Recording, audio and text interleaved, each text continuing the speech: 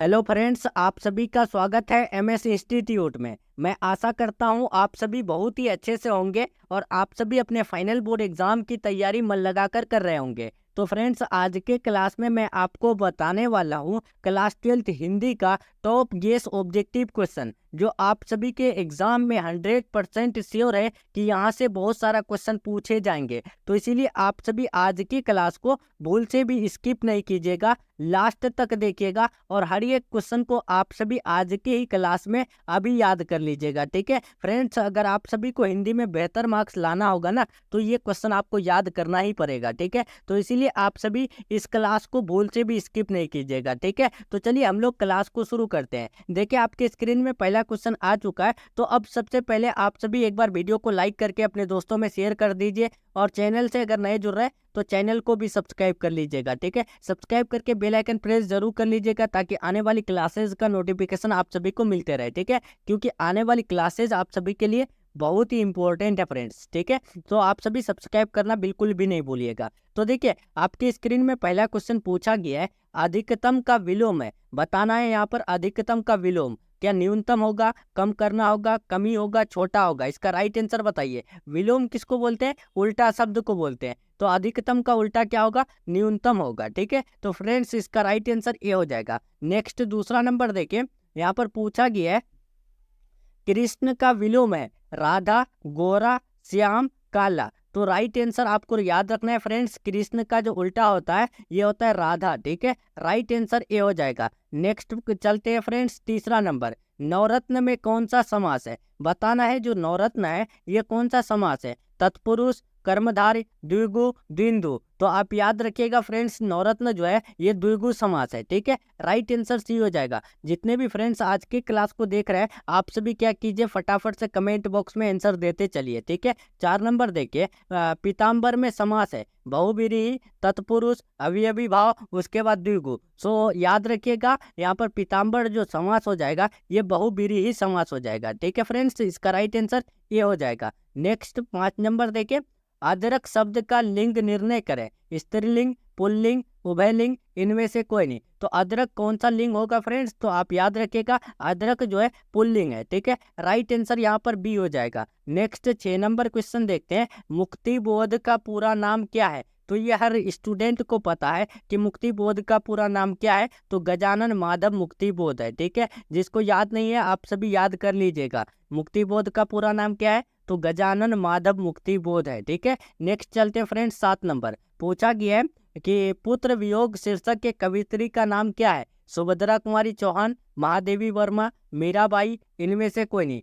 तो फ्रेंड्स आपको याद रखना है, पुत्र वियोग शीर्षक के जो कवियत्री का नाम है ये है सुभद्रा कुमारी चौहान। ठीक है, और पुत्र वियोग क्या है? तो पुत्र वियोग जो है ना कविता है। ठीक है, आप ये भी याद रखिएगा फ्रेंड्स, आपको पूछे जा सकते हैं कि पुत्र वियोग क्या है। 4 ऑप्शन दे देंगे, कविता, कहानी, एकांकी, निबंध। तो आपको कविता लगा के आना है। ठीक है, काशी में कितने वर्ष रहकर तुलसीदास जी ने विद्या अध्ययन किए? क्या 10 साल, 15 साल, 18 साल, 20 साल? तो बताइए फ्रेंड्स आप सभी फटाफट कमेंट बॉक्स में। तो आपको याद रखना है, अगर याद नहीं है तो काशी में कितने वर्ष रहे थे तुलसीदास जी ने? 15 साल। ठीक है, और वहाँ पर क्या किए थे? अपना स्टडी किए थे, विद्या अध्ययन किए थे। ठीक है, नेक्स्ट 9 नंबर देखिए, जायसी के काव्य का मुख्य रस कौन सा है? श्रृंगार, भक्ति, विभत्स, करुण। तो आप याद रखिएगा फ्रेंड्स, जायसी के काव्य का मुख्य रस क्या है? तो श्रृंगार है। ठीक है, जो भी फ्रेंड्स को याद नहीं है आप सभी याद करते चलिएगा। कोई भी क्वेश्चन में डाउट हो कमेंट बॉक्स में पूछिएगा। ठीक है, अरेबा परेबा उदय प्रकाश की कैसी कीर्ति है? कहानी संग्रह है, उपन्यास, कविता संग्रह है, निबंध संग्रह है। तो सबसे पहले आपको याद रखना है अरेबा परेबा किसकी यानी जो है कीर्ति है? तो उदय प्रकाश जी की। अब कैसी कीर्ति है? तो वो कहानी संग्रह है। ठीक है, राइट आंसर यहाँ पर ऑप्शन नंबर ए हो जाएगा। 11 नंबर देखिए, पूछा गया है, जूठन शीर्षक आत्मकथा के लेखक कौन है? ओम प्रकाश वाल्मीकि, रामधारी सिंह दिनकर, जे कृष्ण मूर्ति, मलयज जी। तो आप याद रखिएगा फ्रेंड्स, जूठन जो है, जूठन एक आत्मकथा है जिसके लेखक ओम प्रकाश वाल्मीकि जी है। ठीक है, इसका राइट आंसर ये हो जाएगा। नेक्स्ट चलते हैं फ्रेंड्स, 12 नंबर, नामवर सिंह किस पत्रिका के संपादक रहे? धर्मयुग, सारिका, आलोचना, आजकल। बताइए फ्रेंड्स, नामवर सिंह कौन से पत्रिका के संपादक रहे हैं? तो आलोचना पत्रिका के। ठीक है, राइट आंसर सी हो जाएगा। नेक्स्ट चलते हैं 13 नंबर। देखिए फ्रेंड्स, पूछा गया है ओ सदा नीरा शीर्षक का संबंध किस विधा से है? उपन्यास, कहानी, निबंध, नाटक। तो आप याद रखिएगा फ्रेंड्स, ओ सदा नीरा शीर्षक का संबंध जो है निबंध से है। ठीक है, राइट आंसर यहाँ पर सी हो जाएगा। नेक्स्ट चलते हैं 14 नंबर। देखिए पूछा गया है कि भगत सिंह को फांसी की सजा कब मिली थी? 21 मार्च 1929 को, 22 मार्च 1930 को, 23 मार्च 1931 को, 24 मार्च 1932 को। तो आप याद रखिएगा फ्रेंड्स, भगत सिंह को फांसी की सजा 23 मार्च 1931 को हुई थी। ठीक है, राइट आंसर सी हो जाएगा। अगर आपको पूछ दे कि भगत सिंह की शहादत कब हुई, तो 23 मार्च 1931 ही लगा के आना है। ठीक है, गलती नहीं करना है। या फिर पूछ दे कि भगत सिंह जी कब शहीद हुए थे, तो 23 मार्च 1931 को। ठीक है, नेक्स्ट 15 नंबर। देखिए फ्रेंड्स, पूछा गया 15 नंबर कि पानी चला जाने पर मालती को कितने बजे तक काम करना पड़ता था? 9 बजे तक, 10 बजे तक, 11 बजे तक, 12 बजे तक। तो फ्रेंड्स, आपको पता है कि पानी चला जाने पर मालती को रात के 11 बजे तक काम करना पड़ता था। ठीक है, राइट आंसर सी हो जाएगा। नेक्स्ट चलते हैं फ्रेंड्स 16 नंबर। देखिए पूछा गया है जयप्रकाश नारायण को भारत रत्न की उपाधि कब दी गई? बहुत इंपॉर्टेंट क्वेश्चन है फ्रेंड्स। ठीक है, आपको याद रखना है, जयप्रकाश नारायण जी को भारत रत्न की उपाधि कब दी गई? 1990, 1998, 1977, 1974।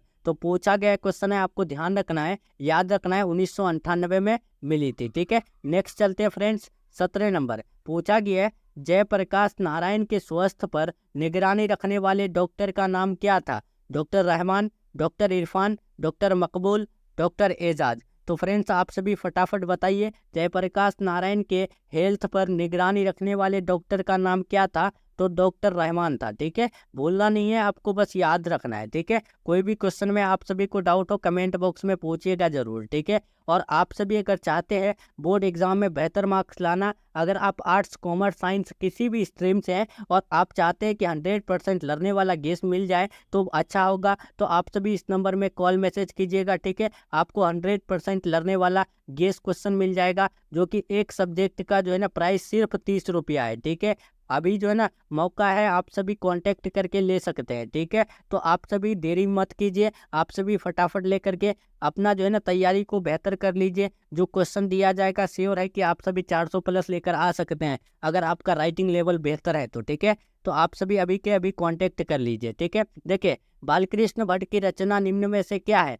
बातचीत, जूठन, रोज, इनमें से सभी। तो आपको अच्छे से पता है बालकृष्ण भट्ट की रचना बातचीत है। ठीक है, राइट आंसर ए हो जाएगा।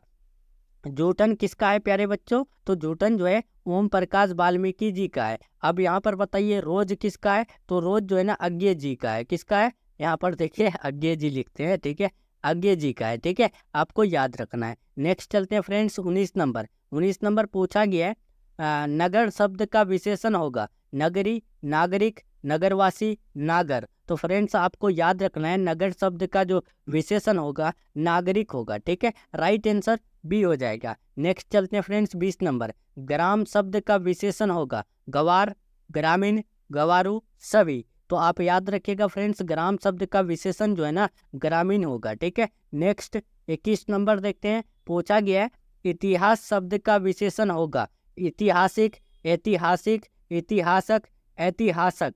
तो आप याद रखिएगा फ्रेंड्स, इतिहास शब्द का विशेषण जो है ना ऐतिहासिक हो जाएगा। ठीक है, ऑप्शन नंबर डी हो जाएगा। ठीक है, यहाँ पर बड़ी ए होगा। ठीक है, यहाँ देखिए ये दोनों सेम लग रहा होगा, लेकिन देखिए एकार का मात्रा इसमें एक अधिक लगा हुआ है। ठीक है, ये आप याद रखिएगा, भूलिएगा नहीं आप सभी, नहीं तो यानी कंफ्यूज हो जाइएगा एग्जाम में जा करके। ठीक है, तो आपको कंफ्यूज नहीं होना है। 22 नंबर देखिए, कृपणता शब्द कौन सा संज्ञा है? व्यक्तिवाचक, भाववाचक, समूहवाचक, जातिवाचक। तो कृपणता शब्द जो है ना वो यानी भाववाचक में आ जाता है। ठीक है, राइट आंसर बी हो जाएगा। नेक्स्ट चलते हैं 23 नंबर। कौन आता है कौन सा सर्वनाम है? तो तो फ्रेंड्स देखिए, सबसे पहले यहाँ आपका क्वेश्चन मार्क है, तो क्वेश्चन मार्क जिसमें भी रहे तो आपको सीधे जो है ना प्रश्नवाचक में जाना है, ठीक है। यानी जिससे भी सवाल का बोध हो, जिससे भी प्रश्न का बोध हो, उसे हम लोग प्रश्नवाचक कहते हैं, प्रश्नवाचक सर्वनाम कहते हैं। तो अब यहाँ कौन आता है, यहाँ पे तो सवाल कर रहा है कि कौन आ रहा है,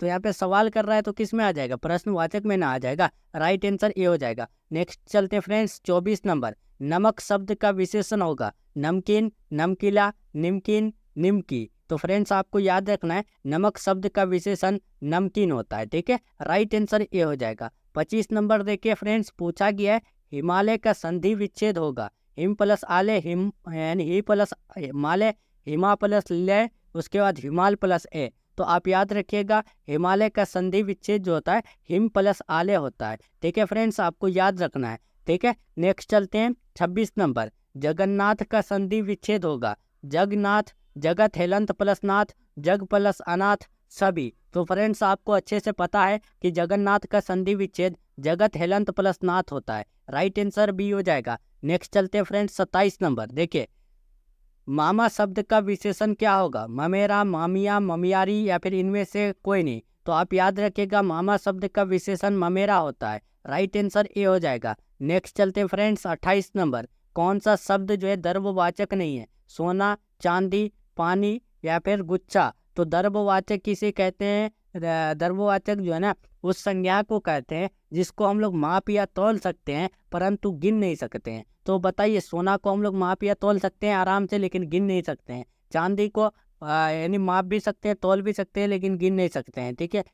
गिन भी सकते हैं ना इसको, और सोना को भी, ठीक है। अब पानी का बात कर रहे हैं, पानी को भी हम लोग माप सकते हैं, तौल भी सकते हैं, ठीक है। अब लीटर के हिसाब से हम उसको गिन भी सकते हैं। लेकिन जो गुच्छा है, गुच्छा का बात कर रहा है आपको, गुच्छा क्या है, तो गुच्छा एक समूहवाचक में आ जाता है, ठीक है। राइट आंसर यहाँ पर डी हो जाएगा, ठीक है फ्रेंड्स, आपको याद रखना है, ये गुच्छा जो है समूहवाचक में आ जाता है। 29 नंबर देखिए, प्रेम की पीर के कवि कौन है, जयशंकर प्रसाद, ज्ञानेंद्रपति, रघुवीर साय, जायसी। तो आपको अच्छे से पता है फ्रेंड्स कि प्रेम के पीर के कवि जायसी जी है। राइट आंसर यहाँ पर डी हो जाएगा। नेक्स्ट चलते हैं 30 नंबर, और ये आज का लास्ट क्वेश्चन देखते हैं फ्रेंड्स कि बरवे रामायण किन की रचना है, नंददास, सूरदास, तुलसीदास, कबीरदास। तो आप याद रखिएगा फ्रेंड्स, बरवे रामायण जो है तुलसीदास जी की रचना है। राइट आंसर सी हो जाएगा। तो चलिए फ्रेंड्स, आज का क्लास हम लोग का यहीं तक रहने वाला है। यहाँ पर हम लोग का टॉप 30 इंपॉर्टेंट यानी